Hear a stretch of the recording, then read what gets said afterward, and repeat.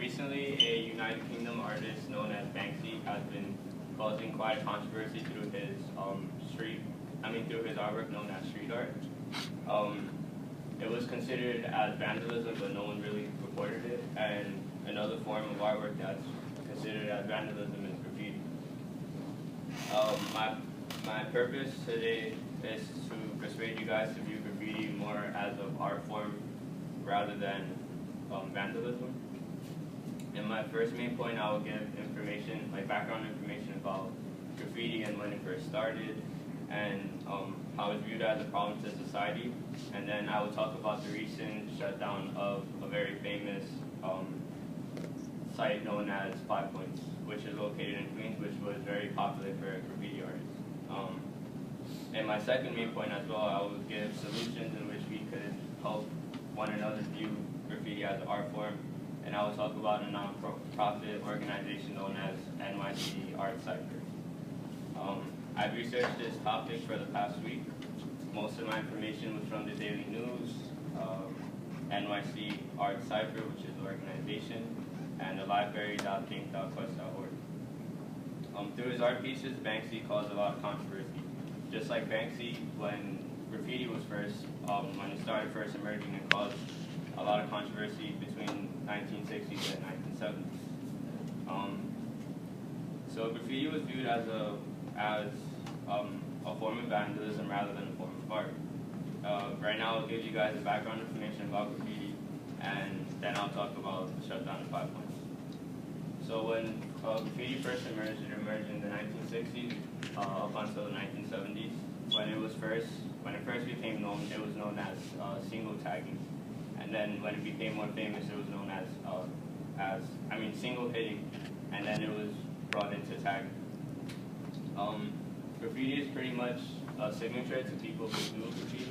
It's basically your name, and when it first emerged, it was a person's nickname and the street where they lived on. So for example, a very famous graffiti artist from the 1960s was Demetrius, and his graffiti artist was Tacky 136. So,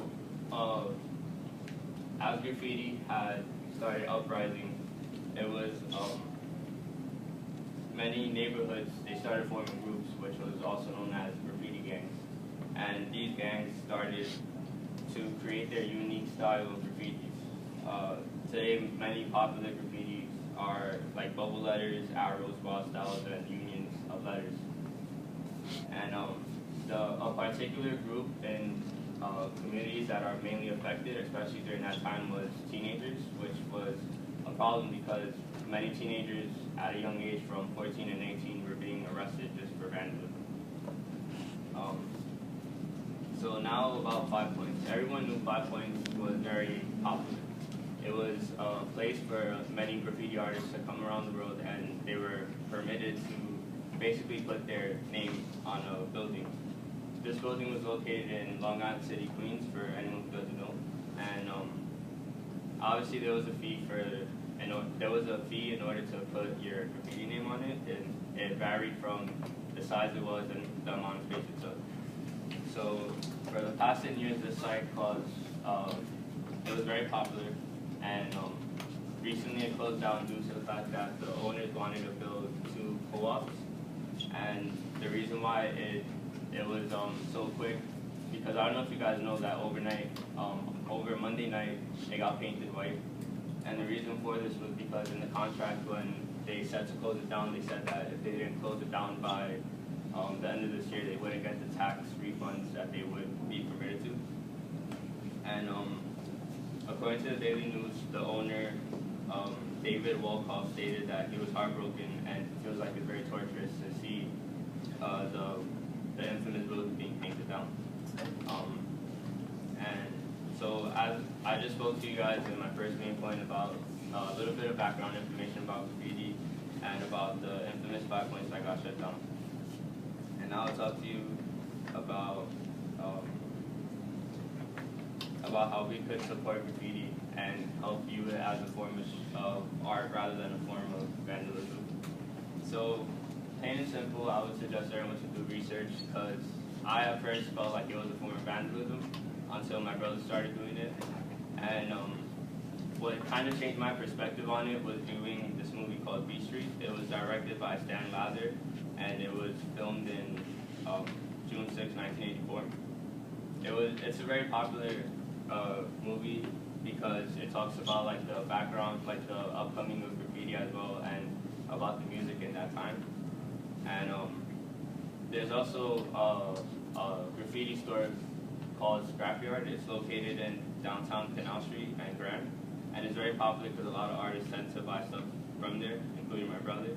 And another thing is, I would say support the upcoming artists, because this sweater is actually from one of my brother's friends that does graffiti. And